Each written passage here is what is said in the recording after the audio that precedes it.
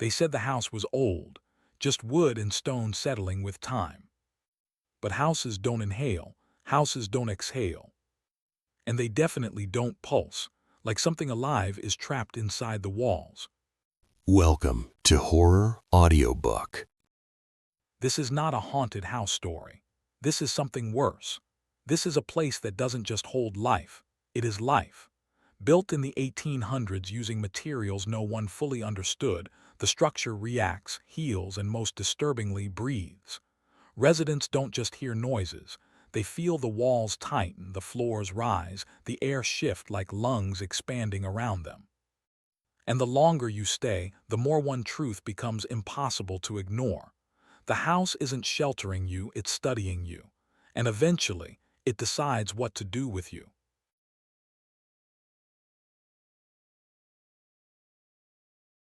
Chapter 1. They built a house that was never meant to be dead. The land was wrong long before the house was built. Not cursed, at least not in any way that could be written down or proven. There were no records of massacres, no graves beneath the soil, no tragedies tied to the earth. And yet those who passed through it lingered too long. They paused. They listened. Some claimed the wind behaved strangely there, moving against itself as if caught in a slow, unseen rhythm.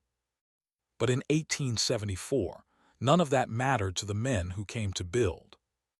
They were engineers, architects, men of science and progress, the kind who believed the world could be measured, controlled, reshaped. And when they stood on that stretch of quiet land, they didn't see unease. They saw opportunity. The project was ambitious, far beyond anything typical of the time. A house that would not merely stand against nature but respond to it. Adaptive materials, self-regulating structure, a design meant to live alongside its environment. At least, that was the official claim. The truth was buried in private journals, letters never meant to be read, fragments of documentation that survived only because they were hidden, misplaced, or ignored. The lead architect, Elias Varn, wrote extensively during the early stages. His handwriting, precise, methodical, recorded every phase of construction. But it was what he wrote between the measurements that mattered. He described the materials first. Not wood, not entirely. Not stone, not fully. The walls were layered with an experimental compound, fibrous, dense, and faintly elastic, imported under vague classifications, delivered in sealed crates that arrived at night. The workers noticed immediately. The material was warm. Not from the sun, not from friction. It held its own heat. At first they laughed it off. Some chemical reaction, perhaps, a harmless byproduct of innovation.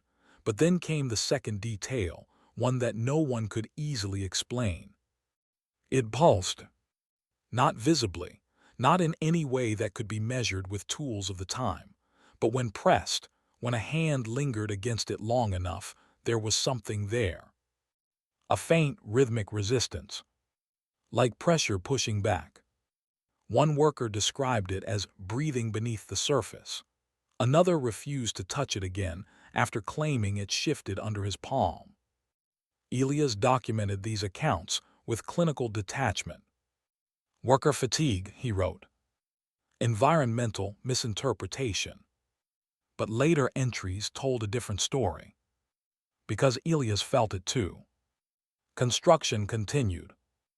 Days stretched into weeks, weeks into months. The house rose slowly, deliberately, its frame taking shape under careful hands. From the outside it appeared ordinary, large, yes, and imposing in its design, but nothing unnatural. It was only inside that things began to feel off. The floors, once installed, did not remain entirely level. Subtle changes occurred overnight, slight elevations, depressions that corrected themselves by morning. Measurements taken at dusk no longer aligned with those taken at dawn. The workers argued over it constantly, blaming each other, blaming the tools, blaming the land. But no one blamed the house. Not yet, because the changes were small.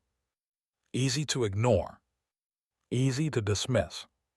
It was during the 4th month that the first incident was recorded in full. A man named Carter, young, strong, not prone to superstition, was assigned to reinforce the inner walls of the eastern corridor. He worked alone that evening, long after the others had left.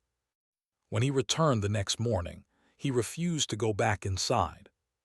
At first he wouldn't speak, just sat on the edge of the site, staring at his hands as though they didn't belong to him. Eventually, Elias convinced him to explain. Carter said the walls had moved. Not shifted. Not settled. Moved. He described standing in the corridor, measuring the spacing between beams, when he felt a vibration, not through the tools but through the air itself. A low, steady rhythm that seemed to come from every direction at once. He placed his hand against the wall. And that was when he felt it. A slow expansion. Then contraction. Again. And again. Carter insisted the wall had breathed. The others laughed when they heard. Of course they did. What else could they do? To accept his story would mean accepting something impossible. So they dismissed it. Just like they dismissed the sounds that followed. Because by the 5th month, everyone could hear it. At night, when the tools were set aside and the workers gathered outside, there was a sound that carried faintly through the structure. A creaking. Soft at first. Then longer. Drawn out. Not random. Not chaotic. Rhythmic. Like the slow inhale of something vast, followed by an even slower release. Some said it was the wood adjusting to temperature. Others blamed wind trapped within the frame. But there were nights when the air outside was completely still. And still the sound continued. Elias stopped writing about the structure in technical terms after that. His journal shifted. The measurements became less frequent. The language changed. More personal. More uncertain. He began documenting his own experiences, not as an architect but as a witness. I remained inside past midnight, one entry read. The others refused. I believed it necessary to observe the phenomenon directly. He described standing alone in the central hall. Waiting. Listening. At first there was nothing. Just silence. Then it began. A subtle shift in the air pressure, barely noticeable but enough to make his ears strain. The floor beneath him vibrated, not sharply, but gently like the hum of something deep underground. And then he felt it. Not through his feet. Not through his hands. But through his chest. A pressure. Expanding. Contracting. Slow. Deliberate. As though the house itself had lungs, and he was standing inside them. Elias did not leave immediately. He wrote that he felt compelled to stay. To understand. To measure. To prove. But in the margin of that same page, there was a line written hastily, the ink slightly smeared. I do not believe it is empty. The final weeks of construction were rushed. Workers began quitting without notice. Supplies went missing. Tools were left behind as men simply walked away. No one wanted to stay after dark anymore. Not after the sounds grew louder. Not after the walls began to feel warm even in the coldest hours of night. Not after Carter disappeared. He had returned once briefly, claiming he needed his wages. He entered the house just before sunset. He was never seen again. They searched. Of course they searched. Every room. Every corridor. Every unfinished space. Nothing. No trace. No explanation. Just absence. And still the house was completed. Because Elias insisted. Because the investors demanded it. Because to stop would mean admitting something was wrong. And that was something none of them were willing to do. The final entry in Elias Varn's journal was short. Uncharacteristically so. No measurements. No observations. Just a single line, written in a hand that no longer looked steady. It was never empty. It was never still. The house stood finished by the end of autumn. From the outside, it was beautiful, elegant, perfectly still. But inside, the air felt heavier. The walls felt closer. And beneath everything, beneath the silence, beneath the structure itself, there was something else. Something subtle. Something patient. Waiting. Breathing. Hours passed, though outside, the night stayed the same. And deep within the house, something shifted. Not enough to be seen. Not enough to be proven. But enough to be felt. A slow expansion. A quiet contraction. The beginning of a rhythm that would never truly stop. And somewhere within those walls, something listened. Something learned. Because the house had been built. But it had not been empty. It had not been still. And now, it was awake. Headphone Chapter 2, the first night it took a breath. For weeks after the house was completed, nothing happened. At least nothing obvious. The investors arrived first, men in tailored coats, speaking in confident tones, eager to inspect what they believed would be a marvel of modern design. They walked the halls, admired the craftsmanship, ran their fingers along the walls without hesitation. They felt nothing. Or perhaps they simply didn't stay long enough. Because the house did not reveal itself immediately. It waited. The first residents moved in just before winter. A family of 3. Thomas Hale, his wife Margaret, and their daughter Eliza. They were not chosen by accident.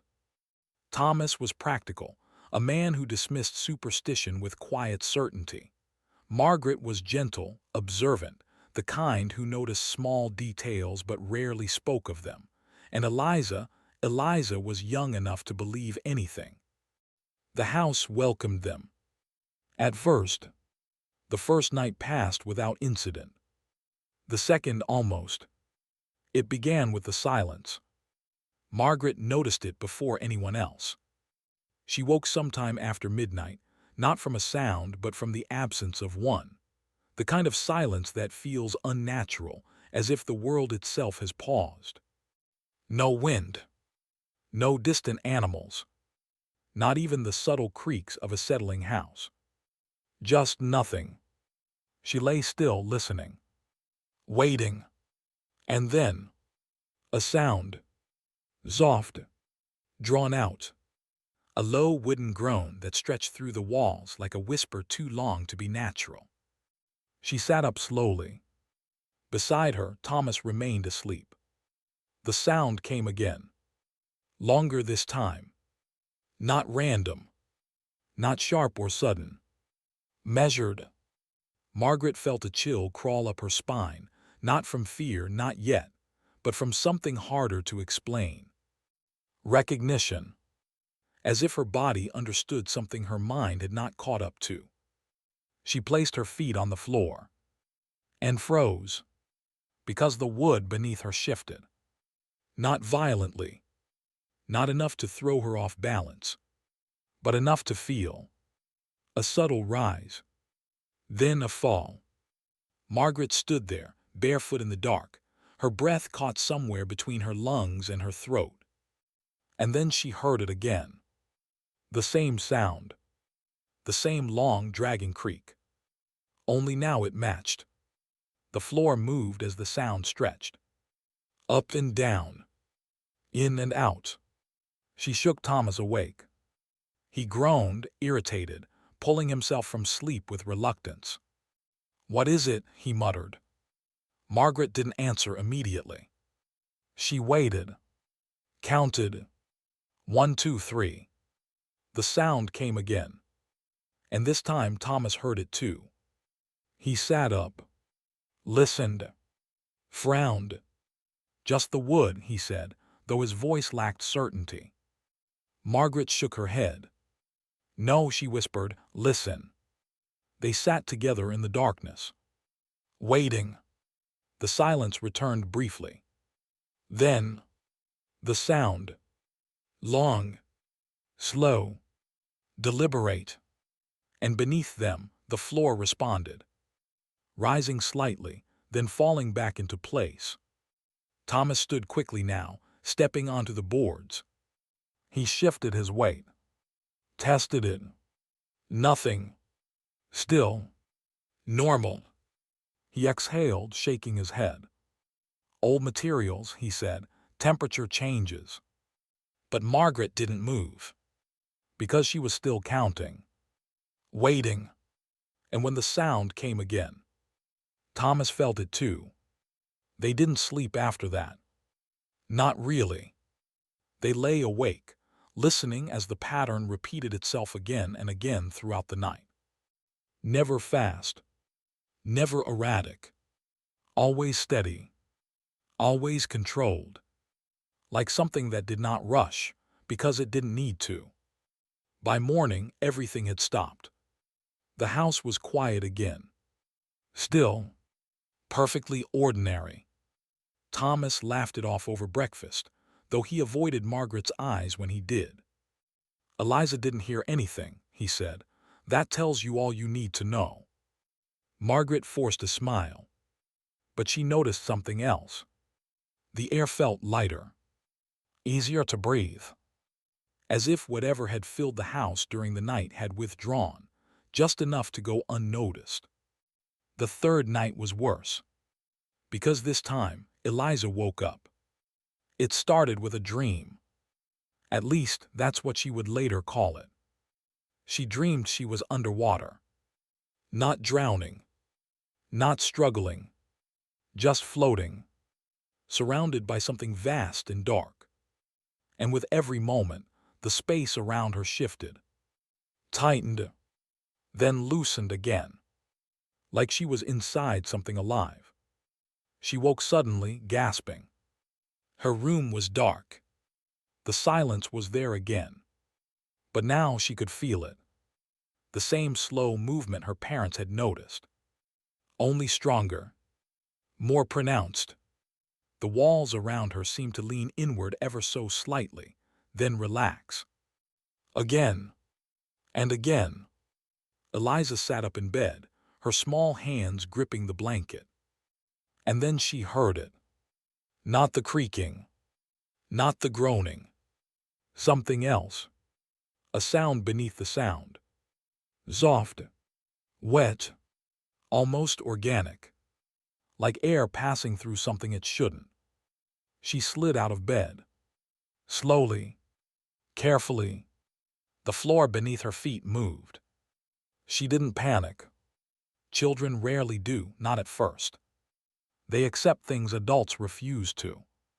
She stepped closer to the wall, placed her hand against it, and smiled, because she felt it. Clearly. Undeniably. A pulse. By the time Margaret reached her room, Eliza was already standing there. Listening. "Do you hear it?" Eliza asked softly. Margaret didn't answer. She couldn't. Because now, standing in that room, the sensation was impossible to ignore. The walls weren't just shifting. They were breathing. Thomas tried to explain it again the next day. He spoke of pressure changes, of expanding materials, of structural settling. But even he didn't believe his own words anymore. Because the pattern had become too precise. Too consistent. Every night just after midnight.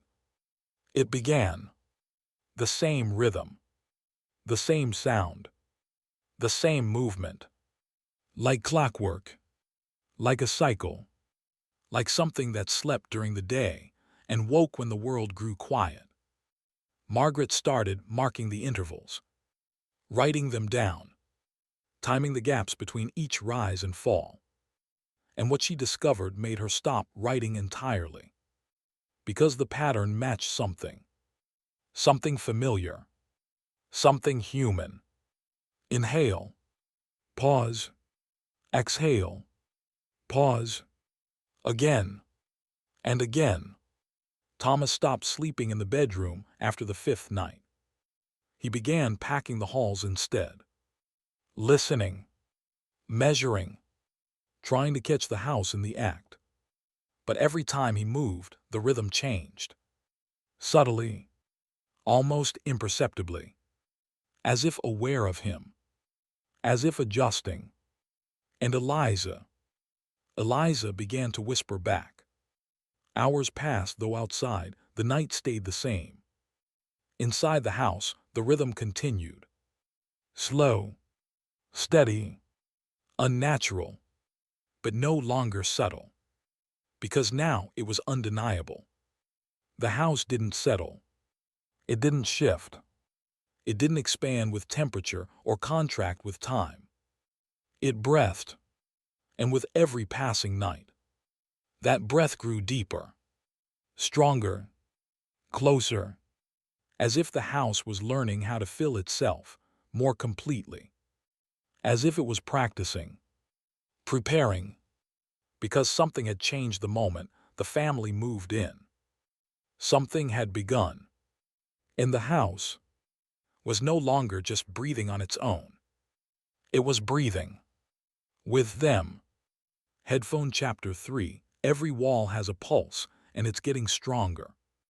At first, it was easy to pretend it wasn't real. That was the strange comfort of it.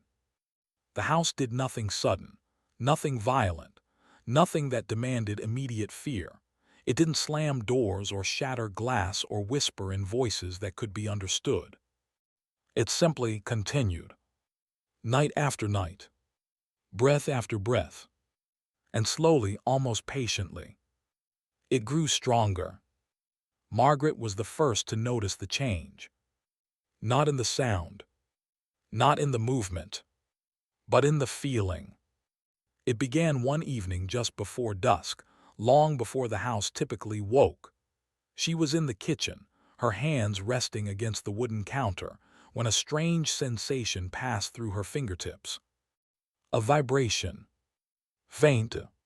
So faint she almost dismissed it. But it lingered. A low, steady hum that seemed to travel through the surface, into her skin. Margaret pulled her hand away quickly, frowning. Then placed it back down. Still there. Not movement. Not breathing. Something else. Something deeper. By nightfall, the sensation had spread. Not physically, but perceptually. It wasn't confined to one surface anymore. It was everywhere. In the walls. In the floorboards. In the staircase railing beneath her palm. A subtle rhythmic thrum. Too steady to be random. Too organic to be mechanical. Margaret didn't say anything at first. She didn't want to give it shape by numbing it. But when Thomas entered the room later that evening, he paused mid-step, looked down at the floor, and said quietly, "Do you feel that?" That was the moment it changed. Because until then, the house had only breathed. Now, it had a heartbeat. They tried to measure it. Of course they did. Thomas brought tools from his study, basic instruments, nothing advanced, but enough to confirm what they were experiencing wasn't imagination. He pressed a metal rod against the wall, holding it steady, listening for vibrations. At first, nothing. Then, a pulse. Faint, but unmistakable. He adjusted his grip. Waited. Counted. There it was again. Regular. Measured. Alive. Margaret stood behind him, her arms wrapped tightly around herself. "How fast?" she asked. Thomas didn't answer immediately. He kept counting. 1, 2, 3. The pulse came again. He swallowed. "It's changing." At first it was slow, almost lazy, a deep, heavy rhythm that felt distant, like something far beneath the surface. But over the next few nights, it began to quicken. Not dramatically, not enough to alarm anyone at once, but enough to notice, enough to feel. Eliza noticed it in a different way. Children always do. They don't measure, they don't analyze, they simply experience. She began pressing her ear against the walls, listening, smiling. At first, Margaret thought it was harmless curiosity. Until one evening, Eliza spoke. "It sounds like it's sleeping," she said. Margaret froze. "What does?" Eliza looked at her as if the answer were obvious. "The house." That night the pulse was stronger than ever. It didn't just hum beneath the surface anymore. It pushed outward, through the walls, through the floors, through the air itself. Margaret felt it in her chest again. But this time it didn't match her breathing. It interrupted it, forced her lungs to hesitate, to adjust, as if her body were trying, without her permission, to sync with something else. Thomas noticed it too, though he refused to admit it out loud. He became restless, agitated, packing the house during the late hours, moving from room to room, pressing his hands against every surface as if searching for a weak point. But there were none, because the pulse wasn't coming from a single place. It was everywhere. They invited a visitor on the sixth night. A doctor, not for illness, but for reassurance. Dr. Harlan was a calm man, logical, dismissive of anything that couldn't be explained through known science. He listened patiently as Thomas described the sounds, the movement, the sensations. Then he smiled. "Nerves," he said, "isolation, the mind is a powerful thing." Margaret didn't argue. She simply guided him to the hallway. "Stand here," she said. He did. Arms crossed. Expression neutral. Waiting. At first, nothing happened. The house remained quiet. Still. Almost as if it were listening. Watching. Then, the pulse came. Soft. Controlled. Barely there. Dr. Harlan's expression didn't change. Not immediately. But Margaret saw it. The moment his confidence faltered. The moment his body reacted before his mind could deny it.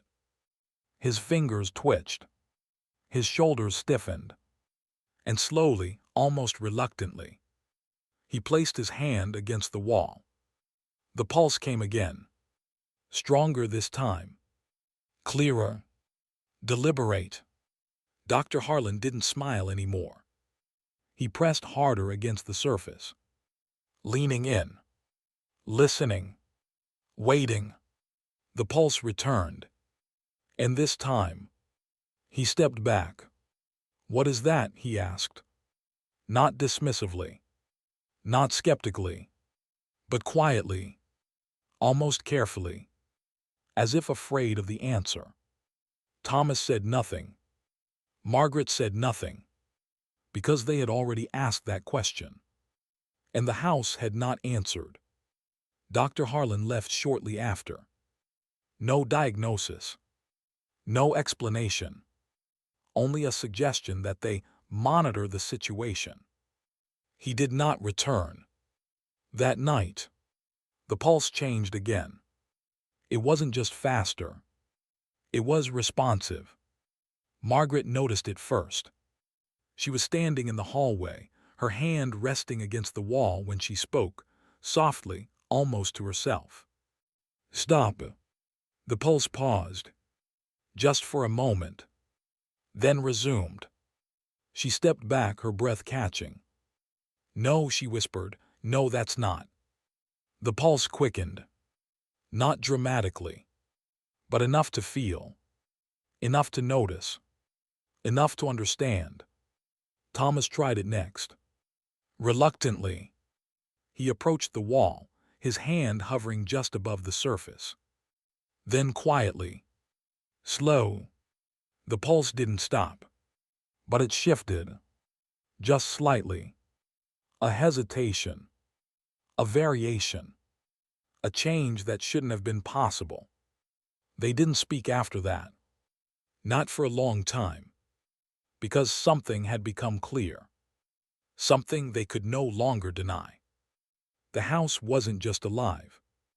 It was aware. Eliza understood it best. She always did. That night, as the pulse echoed through the walls, she lay in bed, her small hand pressed gently against the surface beside her. Listening. Smiling. "They're scared of you," she whispered. The pulse softened. Slower. Calmer. Like something being soothed. Hours passed, though outside, the night stayed the same. Inside the house, the rhythm continued. But it was no longer distant. No longer subtle. It pressed against the walls. Against the floors. Against the people inside. Closer. Stronger. More certain. Because the house had learned something new. It had learned how to be felt. Not just as a structure. Not just as a space. But as something living. Something present. Something that could reach out. Without ever moving. And deep within the walls, the pulse continued. Steady. Growing. Becoming. Waiting. Because it no longer needed to hide. Not anymore. Now, they could feel it. And once you feel it, you can never unfeel it. Because the truth had settled into them. Slowly. Inevitably. Like a second heartbeat that wasn't their own. You don't hear it at first. You feel it. And once you do, it's already too late. Headphone Chapter 4, Cracks that heal like flesh. The first crack appeared on a morning that felt too quiet. Not silent, the house was never truly silent anymore, but subdued, as if something within it had grown tired, or perhaps satisfied. Margaret noticed it while tracing her fingers along the hallway wall. At first it seemed ordinary. A thin line stretching vertically between two panels, barely visible unless the light caught it at just the right angle, the kind of imperfection any aging structure might develop over time. She almost ignored it. Almost. But something about it felt wrong. Not the presence of the crack. The shape of it. It wasn't jagged. It wasn't random. It curved. Slightly. Like something that had split, and then tried to pull itself back together. "Thomas," she called. Her voice echoed softly through the corridor. He arrived moments later, still holding a notebook, his expression already tense. He had begun documenting everything now, the pulses, the sounds, the intervals, the changes. He didn't laugh anymore. He didn't dismiss. He simply observed. Margaret stepped aside, pointing at the wall. "There," she said. Thomas leaned closer. Ran his fingers over the surface. The crack was shallow. Almost delicate. But it felt uneven. Not like broken material. Like something that had shifted apart. "It wasn't here last night," Margaret said. Thomas nodded slowly. "I would have seen it." He pressed his thumb against the line. The wall gave slightly beneath the pressure. Not enough to alarm. Just enough to feel. Soft. Too soft. They decided to leave it. To observe. To document. To see what would happen. Because at this point, what else could they do? That night the house breathed as it always did. But something was different. The rhythm felt deeper. Heavier. More deliberate.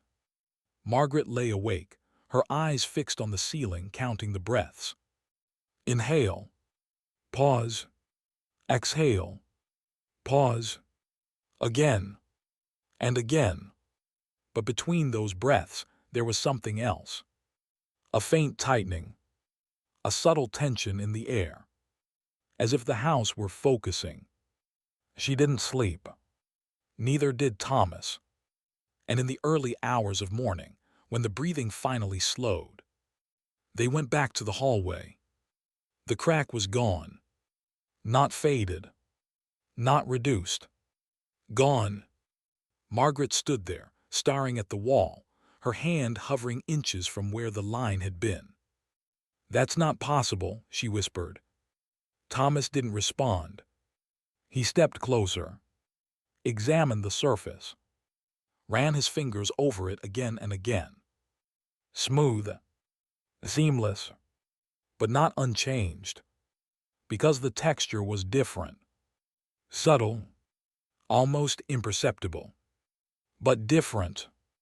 The area where the crack had been felt denser, slightly raised, like a scar. Thomas stepped back slowly, his face pale, his breathing uneven. "It didn't fix itself," he said. Margaret looked at him. "Then what?" "It healed." The word hung in the air. Heavy, wrong, unavoidable. From that moment on, they began to notice more. Small imperfections during the day. Hairline fractures. Splits in the wood. Marks that appeared without cause. And every time, they vanished by morning. But always, they left something behind. A change in texture. A subtle thickening. A faint discoloration. Like skin that had mended but remembered the injury. Margaret began mapping them, drawing the locations in Thomas's notebook, marking where each crack appeared, where it disappeared, what it left behind. And over time, a pattern began to form. They weren't random. The cracks followed lines, curves, paths that connected different parts of the house. Walls to floors, floors to ceilings, ceilings back to walls. Like something beneath the surface was spreading. Thomas noticed it first. Of course he did. He was always looking for patterns now. Always searching for something that could be explained. Measured. Controlled. But this wasn't structure. This wasn't damage. This was growth. "It's not repairing itself," he said one evening, his voice low, distant. Margaret looked up from the notebook. "Then what is it doing?" Thomas hesitated. For just a moment. Before answering. "It's improving." That was the night the smell began. At first it was faint. Barely noticeable. A subtle shift in the air. Margaret caught it while passing through the central hall. She paused. Inhaled. Frowned. It wasn't decay. It wasn't mold. It wasn't anything she could easily identify. It was warm, organic, like something living. "Do you smell that?" she asked. Thomas nodded slowly. "I've noticed it too." They followed the scent. Through the hallway. Toward the place where the first crack had appeared. And there, they found something new. The wall wasn't smooth anymore. Not entirely. There was a section, small, no larger than a handprint, where the surface had changed. Not cracked. Not broken. But altered.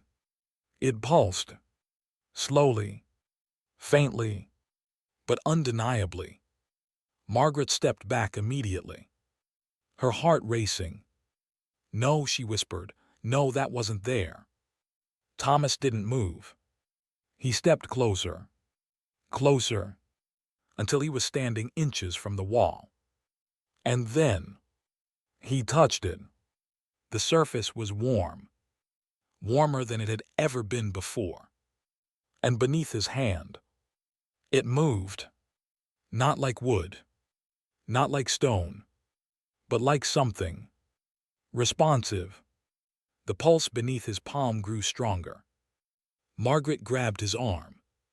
"Stop," she said sharply. "Don't." But Thomas didn't pull away. He couldn't, because for the first time, the house pushed back. Not violently, not aggressively, but intentionally.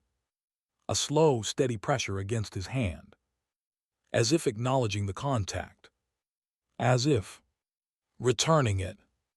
Thomas stumbled backward, his breath catching in his throat.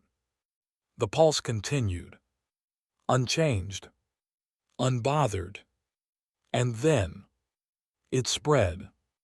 The subtle rise and fall beneath that small section of wall extended outward, across the surface, into the surrounding panels, through the structure itself. Margaret felt it beneath her feet, stronger than before, heavier, more present. The house wasn't just breathing anymore. It was recovering, adapting, becoming something more complete. Eliza saw it differently. She always did. That night, Margaret found her sitting beside the wall, her fingers tracing the altered surface, gently, carefully, as if she were touching something fragile. "It doesn't hurt anymore," Eliza said softly. Margaret froze. "What does?" Eliza looked up at her. "The house." Margaret's voice trembled. "What do you mean?" Eliza smiled faintly. "The cracks were where it was broken." She placed her hand flat against the wall, feeling the pulse, listening. But now, she tilted her head slightly, as if hearing something Margaret couldn't. "It's getting better." Hours passed, though outside, the night stayed the same. Inside the house, the breathing continued. But now, there was something else beneath it. A process, a change, a slow, deliberate transformation. Because the house didn't break. It didn't weaken. It didn't decay. It recovered. And with every crack that sealed, every fracture that vanished, every scar that formed, it became stronger, more whole, more alive. And somewhere deep within its walls, something shifted, satisfied, because it was no longer just surviving. It was healing. And whatever heals, remembers. The house doesn't break. It recovers. And with every recovery, it becomes something you can no longer escape. Headphone Chapter 5. The air inside is not the same air outside. The first time Margaret realized she couldn't breathe, she didn't panic. Not immediately. Because the sensation came slowly, subtly, like everything else in the house. It started in the late afternoon, hours before the breathing usually began. The sun still hung low outside, casting long shadows through the windows, painting the interior in warm, golden light. But inside, the air felt different. Margaret noticed it while standing near the dining room window. She inhaled deeply, expecting the crisp chill of early winter.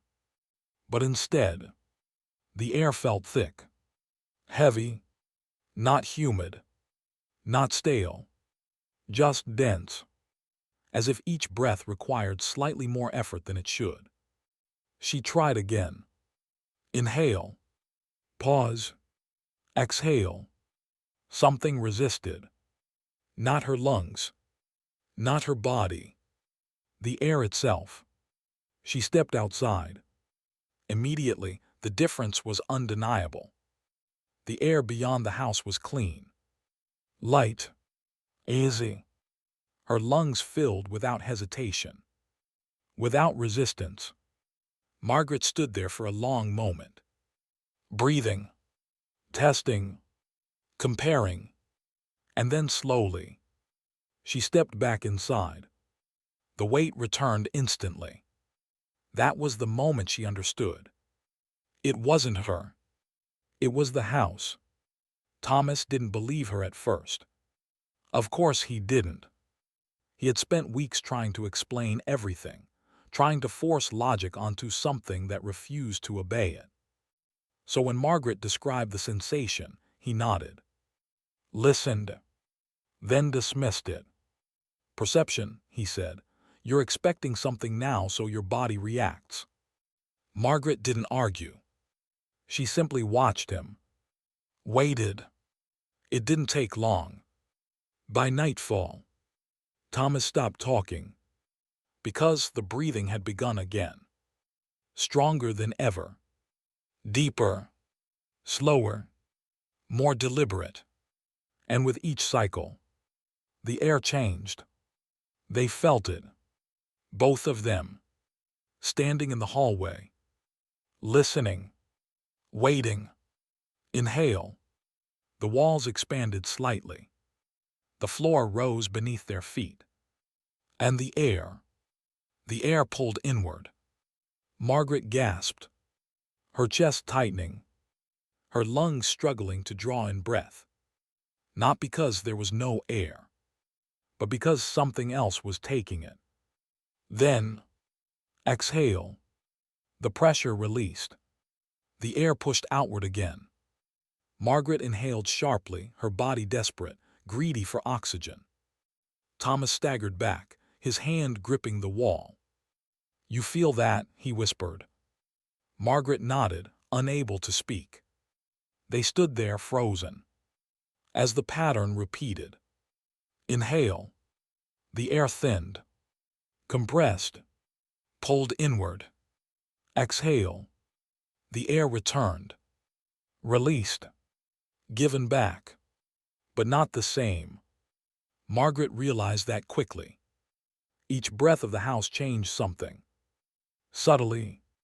Almost imperceptibly. But enough. The air inside wasn't just moving. It was cycling. And whatever passed through that cycle came back different. The smell had grown stronger. That same warm, organic scent from the walls. But now it filled the air itself. Wrapped around them. Clung to their skin. Slipped into their lungs. Margaret covered her mouth. This isn't right, she whispered. Thomas didn't respond. He couldn't. Because for the first time, he was afraid to breathe. They tried to leave the house that night. It wasn't a dramatic decision. No panic. No running. Just a quiet, shared understanding. They packed quickly. Only what they needed. Coats. Documents. Eliza's things. Eliza watched them silently, standing in the doorway of her room. Her expression calm. Too calm. Where are we going? She asked. Margaret knelt beside her. Just for a little while, she said gently. We need some fresh air. Eliza tilted her head, as if listening to something behind the walls. It doesn't like that, she said softly. Margaret's smile faltered. What? Eliza didn't answer. She just turned back toward the wall, placed her hand against it. The pulse beneath her palm quickened. Thomas grabbed their coats. Now, he said, we're leaving now. They moved toward the front door. Quickly, purposefully, Margaret reached for the handle. Turned it. It didn't open. She frowned. Pulled harder. Nothing. Thomas stepped forward. Tried it himself. The handle turned. But the door wouldn't move. It stuck, he muttered. The house inhaled. The air pulled inward. Stronger than before. Violent almost. Margaret gasped, her lungs tightening painfully. Thomas stumbled back. Wait, wait. The walls shifted. Not subtly. Not gently. The hallway narrowed. Margaret's breath caught. Thomas. The space around them contracted. Just slightly. But enough. Enough to feel trapped. Then, exhale. The pressure released. The hallway returned to normal. The air rushed back. Margaret collapsed to her knees, coughing. Desperate for breath, Thomas turned back to the door. Tried again. This time, it opened. Cold air flooded in from outside. Clean. Sharp. Free. They stood there, frozen, staring into the darkness beyond the threshold. And then, they hesitated. Because behind them, the house breathed again. Slower now. Quieter. Almost. Patient. Margaret looked back. Just for a moment. The walls seemed still. The hallway unchanged. Everything normal. But the air felt different. Not heavy. Not oppressive. But, watching, Eliza stepped forward. Gently. Calmly. "It's okay," she said. Margaret turned sharply. Eliza, no. But Eliza wasn't speaking to them. She was speaking to the house. "It's okay," she repeated. "You don't have to take it all at once." The pulse softened. Margaret felt it immediately. The shift. The change. The house exhaled. And this time, it didn't pull the air back. It let it stay. Thomas stared at Eliza. "What did you just?" Eliza looked up at him, smiling faintly. "It's learning," she said. A long silence followed. Then slowly, very slowly, Thomas closed the door. Not because he wanted to stay, but because something inside him understood. Leaving wasn't going to be that simple. Hours passed, though outside, the night stayed the same. Inside the house, the breathing continued. But now, it had changed. It wasn't just taking air anymore. It was controlling it, shaping it, holding it, releasing it. And with every cycle, it learned a little more. About them, about their bodies, about their limits. Because the air inside was no longer the same as the air outside. And soon, they wouldn't be either.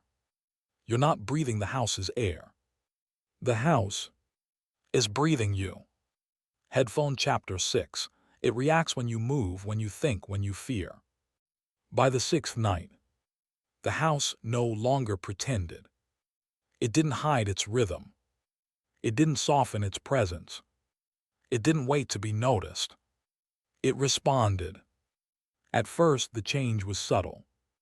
So subtle that Thomas almost convinced himself it wasn't real. Almost. He was standing alone in the study.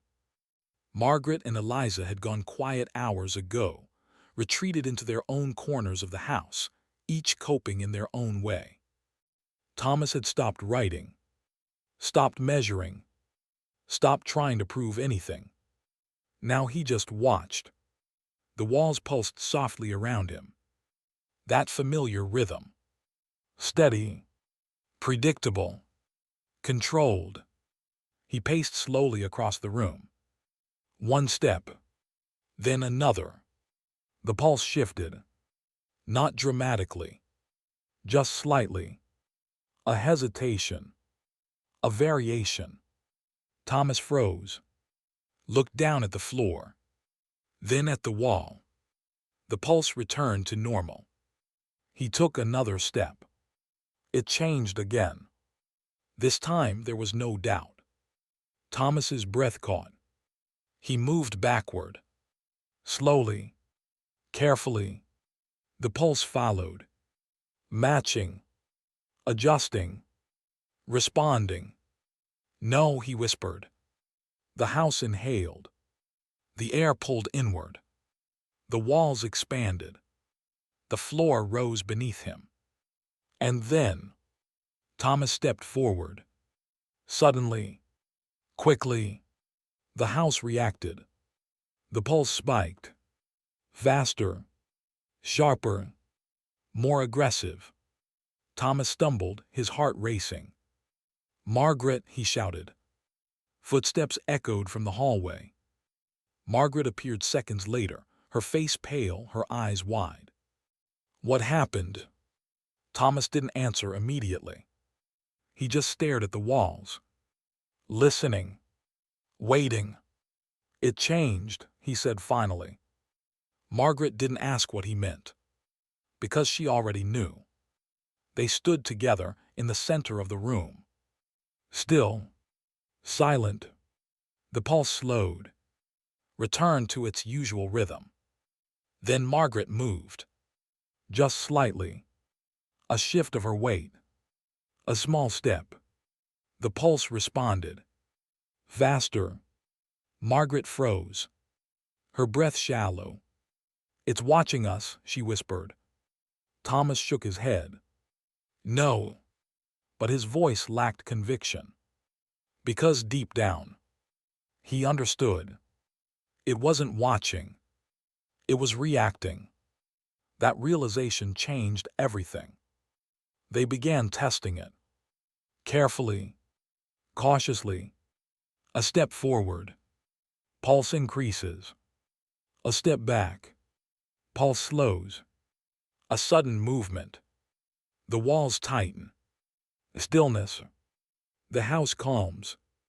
It wasn't random. It wasn't coincidence. It was awareness. And the more they tested it, the clearer it became.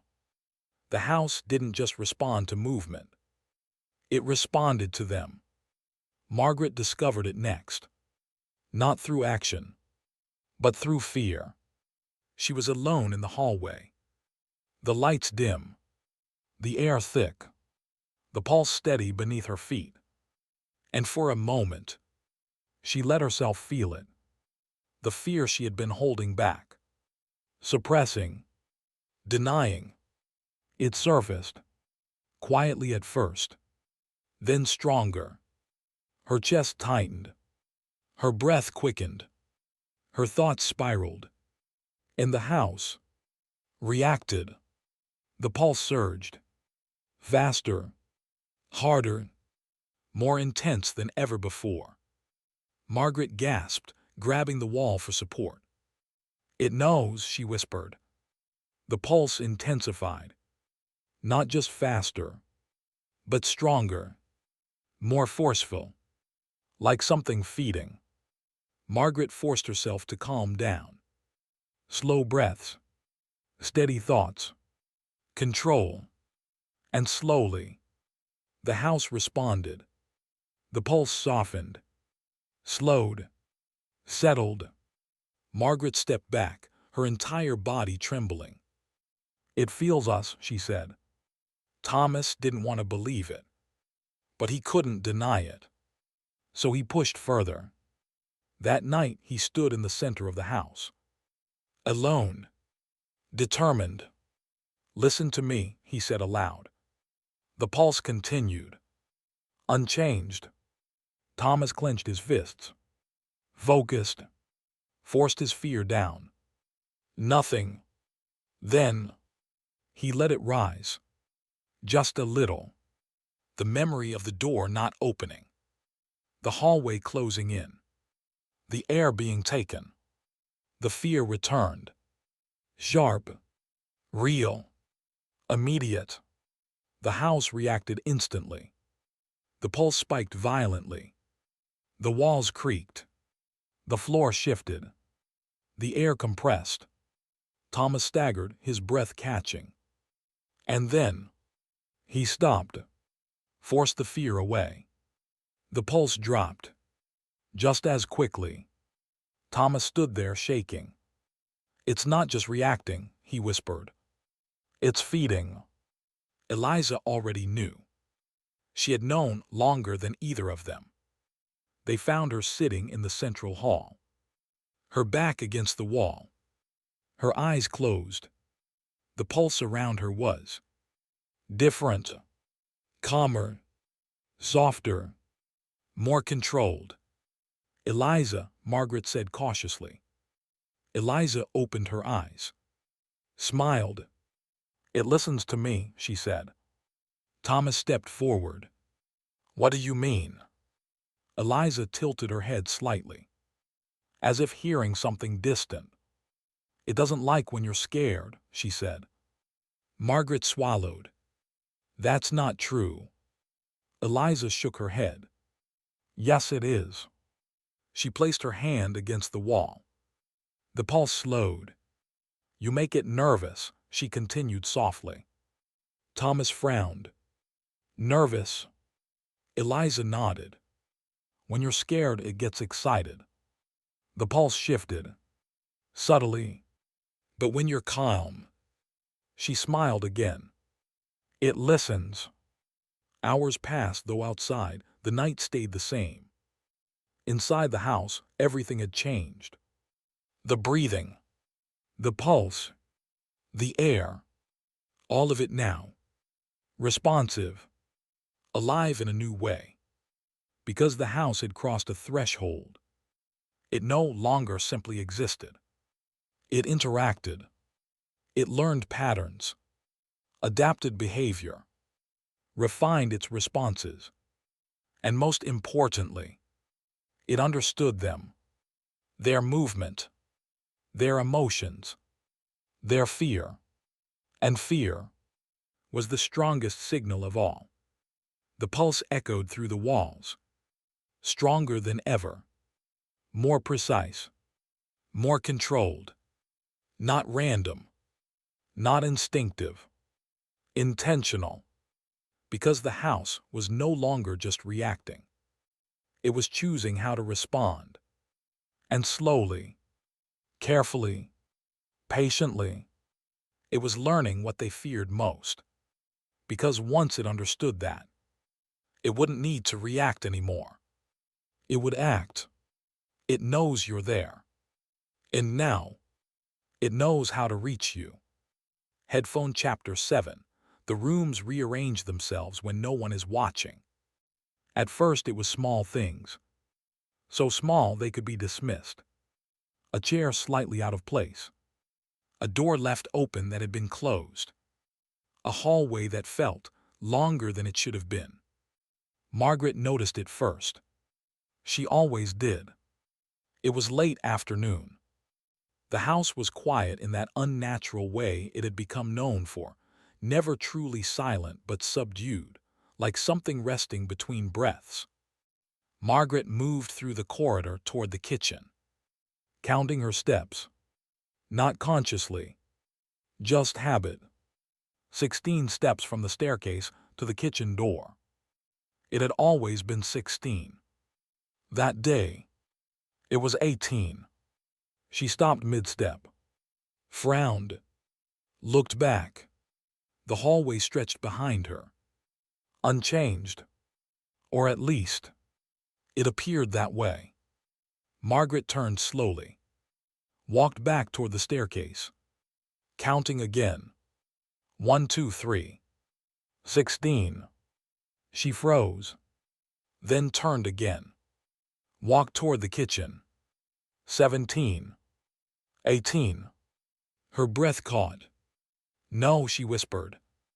The house inhaled. The walls expanded. The floor rose slightly beneath her feet.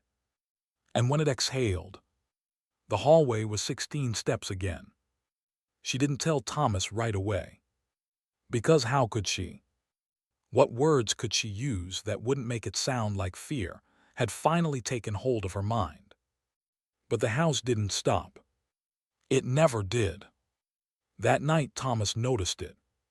He was in the study, packing again, trying to think, trying not to feel. The door behind him creaked softly. He turned. It was open. He frowned. He was certain he had closed it. Certain. He walked over, pushed it shut, listened for the latch. Click. He turned back toward the desk, took 3 steps, and the door creaked again. Slowly, deliberately, opening. Thomas didn't move this time, didn't react, didn't speak. He just watched. The door stopped halfway, hung there, still. Then, the house exhaled, and the door closed on its own. Not slammed, not forced, guided, like a breath pushing it gently back into place. By morning, they both knew. They didn't need to say it, because the house was no longer hiding it. It was changing. The first time the layout truly shifted. They were all together. Margaret, Thomas, and Eliza stood in the central hall, the pulse steady beneath them, the air thick but manageable. They had decided, quietly, without speaking it aloud, that they would leave again. Try again. This time they wouldn't hesitate. Thomas moved first, toward the front door.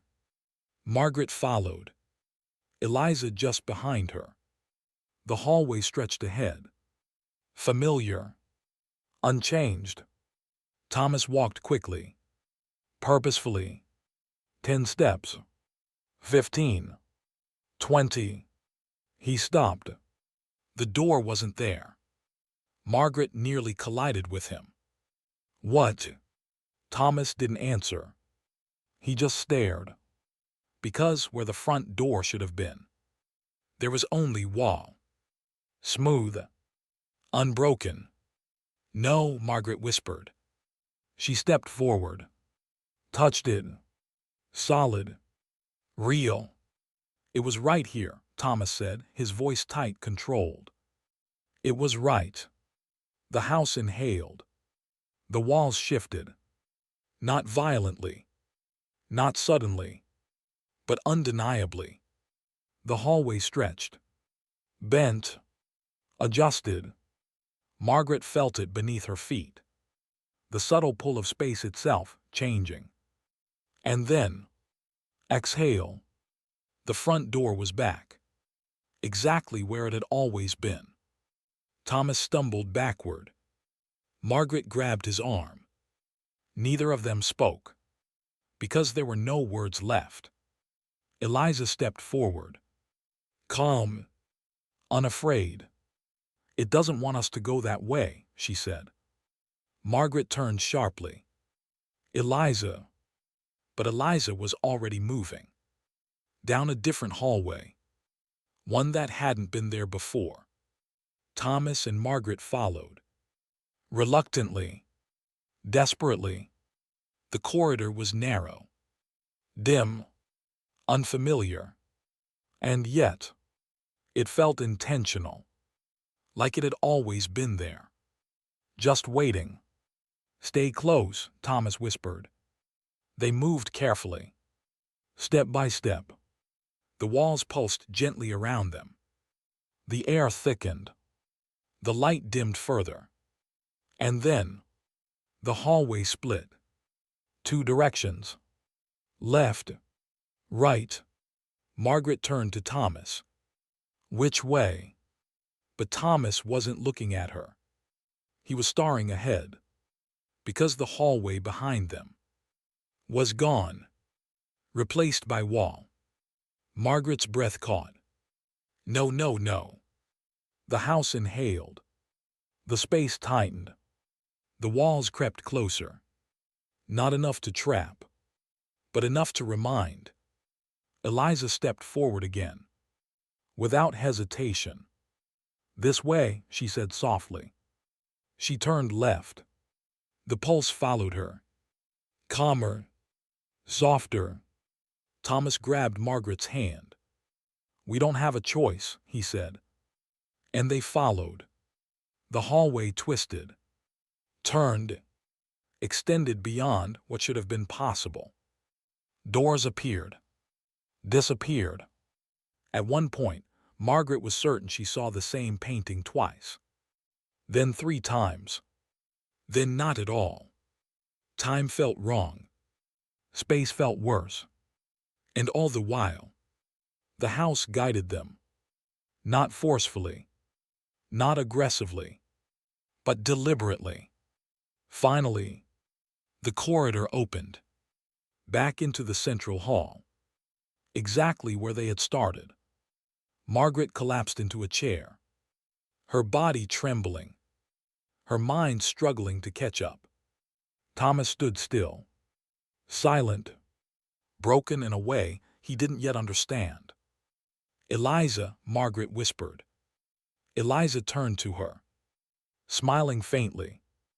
"It doesn't like when you get lost," she said. Margaret's voice shook. "We didn't get lost." Eliza tilted her head. "Yes," she said gently. "You did." Hours passed, though outside, the night stayed the same. Inside the house, nothing stayed the same. The rooms shifted. The hallways changed. The doors moved. But not randomly. Never randomly. Every change had purpose. Every shift had intention. Every path led somewhere. Or kept them from somewhere. Because the house wasn't trapping them. Not exactly. It was guiding them. Teaching them where they could go. Where they couldn't. Where they belonged. And where they didn't. The walls pulsed softly. The air moved slowly. The structure breathed around them. Alive. Aware. Controlling. Because the house had learned something new. It didn't need to chase them. It didn't need to force them. All it had to do was change the path. And eventually, they would stop trying to leave. The house changes. And you don't notice until it's too late. Because by the time you realize you're lost, you're already exactly where it wants you to be. Headphone Chapter 8. The people who stayed too long became part of it. The first time Margaret heard her name, she thought it was Thomas. It came softly, from somewhere deep within the walls. Not a voice. Not exactly. More like a sound shaped almost like a word. "Margaret." She turned immediately. Heart racing. "Thomas." No answer. The hallway stretched empty behind her. Still. Quiet. But the walls pulsed. Stronger than usual. Closer. Margaret stepped back slowly. Her breath shallow. Her eyes fixed on the surface beside her. "Margaret." This time it was clearer. Not louder. But more precise. She stumbled away. "No," she whispered. "No, that's not." The house inhaled. The air tightened. The walls pressed inward. And for a moment, Margaret felt something she hadn't felt before. Not fear. Recognition. Thomas didn't hear it. Not at first. He was in the study again. Though study had become a meaningless word now. Rooms didn't stay what they were. Spaces didn't remain consistent. But he stayed there anyway. Because it felt like control. Even if it was. He had stopped trying to leave. Stopped testing doors. Stopped mapping hallways. Now he focused on something else. Understanding. He had begun examining the walls more closely. The scars. The healed cracks. The altered textures. And what he found was worse than anything before. Because the patterns weren't random. They resembled something. Not structural. Not architectural. Anatomical. Curves that mimicked muscle fibers. Lines that resembled veins. Clusters that looked disturbingly like tissue. Thomas ran his hand across one section.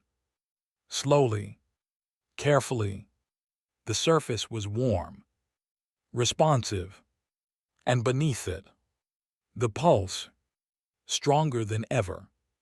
He leaned closer, closer, and then he saw it.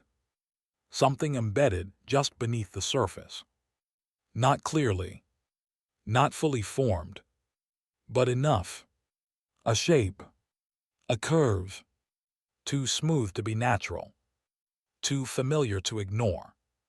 Thomas stepped back suddenly, his breath catching. "No," he whispered, because for just a moment, it looked like a hand. Eliza had already accepted it.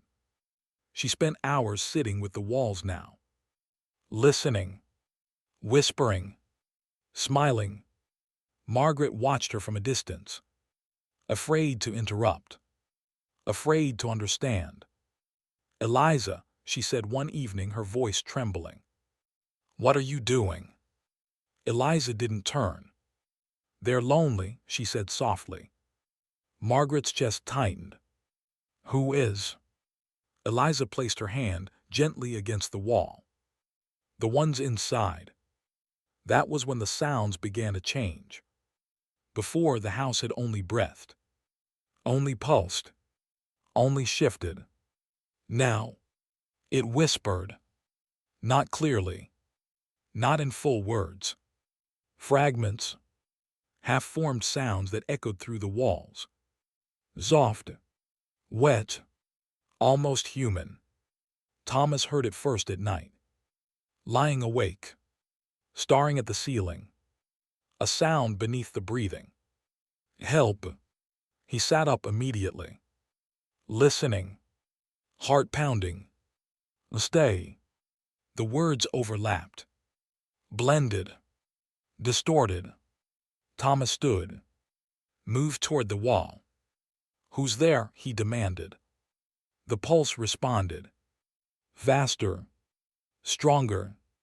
The whispers stopped. Margaret heard them too, but not the same way. For her, they were familiar. Voices she almost recognized. Names she almost remembered. "Margaret, don't go. Stay with us." She covered her ears, shaking her head. "No, no, no." The house inhaled. The air thickened. The walls pressed closer. The whispers grew louder. Not in volume, but in presence. Surrounding her. Inside her. They tried to leave again. Of course they did. But this time, they didn't even make it to the door. The house changed too quickly. Hallways looped back on themselves. Rooms led nowhere. Doors opened into walls. And all the while, the whispers followed. Soft, persistent, unrelenting. Thomas stopped at one point, grabbing Margaret's arm. "Listen," he said. They stood still. The house inhaled.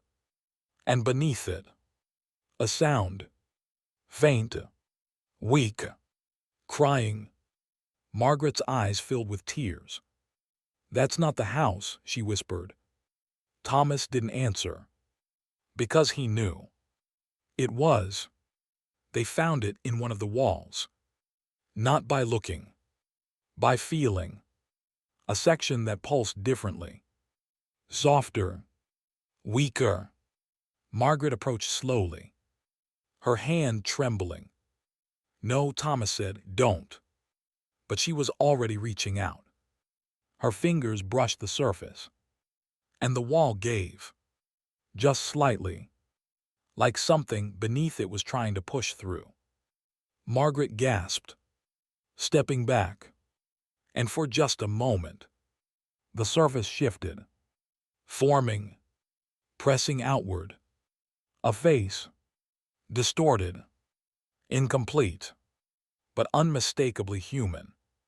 Its mouth opened, and from within the wall, a sound escaped. "Help!" Margaret screamed. The house reacted instantly. The pulse surged. Violent. Overwhelming. The walls snapped back into place. The face disappeared. The whispers stopped. Silence. Heavy. Absolute. Thomas pulled Margaret away. His hands shaking. His breath uneven. "We have to get out," he said. But even as he said it, he knew they weren't leaving. Eliza stood at the end of the hallway, watching them, calm, unafraid. "They're not trapped," she said softly. Margaret turned, her voice breaking. "What are you talking about?" Eliza smiled. "They're part of it." Hours passed, though outside, the night stayed the same. Inside the house, something had changed. The breathing continued. The pulse remained. The walls shifted. But now, there was something else. Something deeper. Something that had been there all along. The house wasn't empty. It had never been empty. It was full. Of voices. Of shapes. Of memories. Of people. Because the house didn't just take. It kept. It absorbed. It preserved. And over time, it became more. The walls pulsed softly. The air moved slowly. The whispers returned. Faint. Endless. Because the truth was no longer hidden. The people who stayed too long didn't disappear.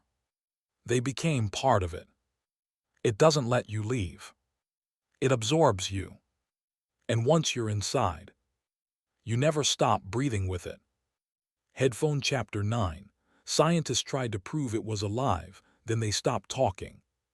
The first team arrived without warning. No letters, no announcements, no permission.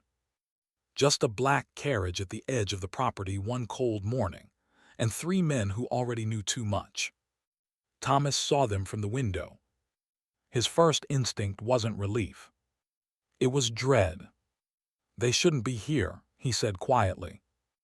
Margaret stood beside him, her arms wrapped tightly around herself. "Then how did they find it?" Thomas didn't answer. Because the truth had already begun to settle in his mind. The house didn't just trap people. It called them. The men introduced themselves simply. Observers. Researchers. Men of science. One of them, Dr. Elias Kettering, spoke with calm authority. His eyes moved constantly, studying the walls, the floors, the air itself. Not with curiosity. With recognition. "You've experienced it already," he said to Thomas. It wasn't a question. Thomas hesitated. Then nodded. Kettering smiled faintly. "Good," he said. "That will save us time." They brought equipment. Strange instruments Margaret had never seen before. Metallic devices with delicate needles. Glass tubes filled with shifting liquids. Pressure gauges more sensitive than anything Thomas owned. They set them up quickly. Efficiently. Like men who had done this before. And that was what frightened Thomas the most. The house reacted immediately. The moment the instruments touched the walls, the pulse changed. Sharper. More alert. Margaret felt it in her chest. That familiar pressure. But now it was different. Focused. "They've disturbed it," she whispered. Kettering overheard. "It's already disturbed," he said calmly. "We're just giving it something to respond to." They began their tests that night. Not waiting. Not hesitating. Kettering stood in the central hall, one hand resting lightly against the wall, the other holding a small device that trembled faintly in his grip. "Baseline rhythm," he muttered. The device clicked softly. The house inhaled. The needle on the instrument jerked violently. Kettering's eyes lit up. "Remarkable," he whispered. Thomas stepped forward. What does it mean? Kettering didn't look at him. It means you were right to be afraid. They measured everything. The pulse, the air pressure, the temperature shifts. And what they found didn't make sense, because nothing stayed consistent. The pulse changed depending on where they stood. The air thickened or thinned based on movement. The walls responded differently to each person. It's adaptive, one of the other men said. No, Kettering replied softly. It's selective. They tested it further. One man moved quickly across the room. The pulse spiked. Another stood completely still. The pulse slowed. Kettering approached the wall. Calm. Controlled. The pulse softened. He smiled. It recognizes behavior, he said. Thomas shook his head. That's not possible. Kettering finally looked at him. It's already happening, he said. Margaret refused to stay for the next part. But she heard it anyway, because the house made sure of it. They brought in a sample. Something living. A small animal. Margaret didn't see it, but she heard it. The soft scratching. The nervous movement. The tiny, frightened sounds. And then, the house reacted. Violently. The pulse surged. Faster than ever before. The walls tightened. The air compressed. Margaret covered her ears. No stop. But it didn't stop. The sounds changed. The scratching became frantic. Then, silence. Margaret sank to the floor, tears streaming down her face. She didn't need to see it. She knew. Kettering was thrilled. It consumes pressure, he said. Energy, motion, life. Thomas grabbed him. Stop this, he demanded. Kettering didn't resist. Didn't react. It's already feeding, he said calmly. We're just measuring the process. That was when the house changed. Not gradually. Not subtly. Suddenly. The pulse stopped. For the first time since they had entered. The house went completely still. Kettering froze, his expression shifting for the first time. That's not. The air thickened. The walls held their shape. The silence pressed down on them. Heavy. Absolute. And then, the house inhaled. Hard. Violently. The air rushed inward. The walls expanded sharply. The floor rose beneath them. Margaret screamed. Thomas staggered back. Kettering dropped his instrument. And the house reacted. Not to movement. Not to fear. To them. The pulse returned. But it wasn't the same. It was faster. Stronger. Angry. The walls shifted. The hallways twisted. The structure itself resisted. It's rejecting us, one of the men shouted. No, Kettering said, his voice low. Focused. It's choosing. The lights dimmed. The air thickened further. And then, one of the men disappeared. Not slowly. Not dramatically. Just gone. He had been standing near the wall, taking notes. And then, he was. The space where he had stood looked unchanged. Perfectly normal. But the pulse there was stronger. Margaret sobbed. Thomas pulled her back. We're leaving, he said. Kettering didn't move. He was staring at the wall. Fascinated. It's integrating, he whispered. The second man ran. Toward the door. Desperate. Panicked. The hallway shifted. He turned a corner. And never came back. Only Kettering remained, standing in the center of the hall, listening, feeling, understanding. Thomas grabbed Margaret. "Now," he said. They ran, through corridors that didn't stay still, through rooms that changed as they moved, through air that resisted them. And behind them, Kettering's voice echoed, not in fear, but in awe. "It's alive," he said. Then silence. They never found him. Days passed, or hours, or something in between. Time no longer made sense inside the house. But one thing became clear. The instruments were gone. The notes were gone. The men were gone. And any proof they had brought with them was gone too. Only one thing remained. A single page, pressed into the wall of the study. Not placed, not left behind. Embedded, like it had been absorbed. Thomas pulled it free, hands trembling.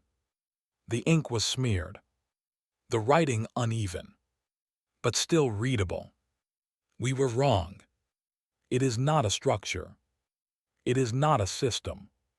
It is not a phenomenon. It is an organism. And it is learning faster than we can observe. It does not react to us. It studies us. And now, it knows we are studying it." Margaret stepped back slowly. Thomas, but he wasn't looking at her. He was staring at the wall, because beneath the surface, something moved. Hours passed, though outside, the night stayed the same. Inside the house, the breathing continued. The pulse remained. The structure shifted. But something had changed. Something important. The house was no longer curious. It was no longer reacting. It was no longer learning. It had learned enough. The scientists had come to study it, to measure it, to understand it. But in the end, they had only confirmed one thing. They found something, and they didn't bury it. It buried them. The walls pulsed softly. The air moved slowly. The house breathed steadily. Alive, aware, complete. Because now, there was nothing left to prove. Only something left to do. And somewhere deep within the structure, the pulse shifted, focused, because it had stopped observing, and started deciding.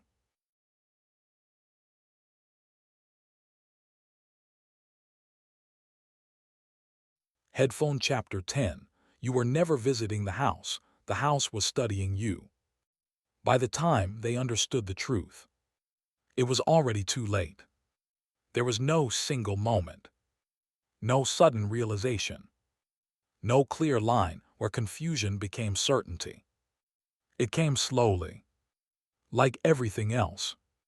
A thought that didn't belong, a feeling that didn't fade, a pattern that finally made sense. The house had never trapped them. It had been watching them. Margaret realized it first. Not through fear, not through the walls, through herself. She was sitting in the central hall, alone, still. The house pulsed softly around her, calm, controlled. And for the first time, she wasn't afraid. That was what frightened her, because she remembered the fear. She remembered the panic, the desperate need to leave. But now, that feeling was gone, replaced by something else, something quieter. Acceptance. "No," she whispered. The word felt wrong in her mouth. Unfamiliar. She stood slowly, her body light, her breathing steady. Too steady. Margaret pressed her hand against her chest, felt her heartbeat, then placed her hand against the wall. The pulse matched. Her breath caught. No, but the rhythm didn't change. Her heart and the house beating together. Thomas noticed it too. Not in himself. In Margaret. "You're not scared anymore," he said. Margaret turned to him. Slowly. Her expression calm. "Peaceful. I don't think we're supposed to be," she said. Thomas stepped back, shaking his head. "No, no, that's not." The house inhaled. The air tightened. Thomas gasped, his lungs struggling, his chest burning. Margaret didn't react. She just stood there, watching him, breathing easily. "Eliza," Thomas whispered. He turned, desperate. But Eliza was already there, standing beside the wall, her hand resting against it, smiling. "It's almost done," she said. Thomas's voice broke. "What is?" Eliza tilted her head. "Listening. The learning." That was when Thomas understood. Not fully, not completely, but enough. The house had been observing them from the moment they arrived. Their movements, their reactions, their fear, their resistance. Everything, every breath, every step, every thought. It had learned their patterns. And now, it was refining them. The air shifted again. But this time, Thomas noticed something different. It wasn't taking air. It was controlling it. Specifically, precisely, Margaret's breathing remained steady. Eliza synchronized. Only Thomas struggled. "It's choosing," he whispered. The pulse responded. Stronger, sharper, focused. Thomas stumbled back. "No," he said. "No, I won't." The hallway shifted, cutting off his path. The walls pressed inward, guiding him, not trapping, directing. "Margaret," he shouted. But she didn't move, didn't react, didn't help. "You don't have to fight it," she said softly, her voice calm. Too calm. "It's not hurting us." Thomas stared at her, horror flooding his expression. "It's changing you," he said. Margaret smiled faintly. "Yes." The house inhaled. The air pulled inward. Thomas collapsed to one knee, gasping, struggling. Margaret stepped closer. "It's okay," she said. Her hand reached out. Not to help, to guide. "Eliza," Thomas choked, "please." Eliza looked at him, her expression gentle. "It needs you to understand," she said. The pulse surged. Not violently, but completely. The walls shifted around Thomas, closing in. Not crushing, not breaking, embracing. His hand pressed against the surface. And this time, he felt everything. The pulse, the movement, the warmth, and beneath it, something else. Memories, not his own. Voices, whispers, fragments of lives that had come before him. The builders, the workers, the scientists, all still there. Not gone, not lost, present. Thomas screamed, but the sound didn't leave him. It was absorbed, taken. The house exhaled, and his body relaxed. Not by choice, by design. His breathing slowed, matched the rhythm, matched the pulse. Margaret watched. Eliza smiled. And Thomas stopped resisting. Hours passed, though outside, the night stayed the same. Inside the house, everything was quiet. Not silent. Never silent. Just complete. The breathing continued. Slow. Steady. Whole. The pulse echoed through the walls. Stronger than ever. More unified. Because now, there were no more differences. No more resistance. No more separation. Only one rhythm. One system. One living structure. The house had learned everything it needed to know. About fear. About movement. About thought. About them. And in the end, it had made its decision. Not to destroy. Not to release. But to keep. Because they had never been visitors. Never been occupants. Never been separate. From the very beginning, they had been part of the process. Part of the design. Part of the growth. And now, they were part of the house. The walls pulsed softly. The air moved gently. The structure breathed deeply. Alive. Aware. Endless. And somewhere, within those walls, new voices whispered. Not in fear. Not in pain. But in understanding. Because the truth had finally settled. You were never visiting the house. The house was studying you. And once it learned everything, it decided you were worth keeping. Closing chapter.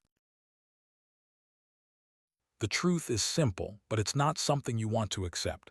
This house was never just a structure. It was never just wood, nails, and stone. It is something that grows, adapts, and watches. It breathes because it is alive. It heals because it is whole. And it takes because it needs to become more. Every sound you would dismiss, every shift in the floor, every moment where the air feels just slightly too heavy, that's not coincidence. That's communication. That's awareness. And the most terrifying part, houses like this aren't supposed to exist. But this one does. So the next time you hear your walls creak at night, don't ignore it. Don't convince yourself it's nothing. Because what if it is? What if it's breathing? And what if it just noticed you?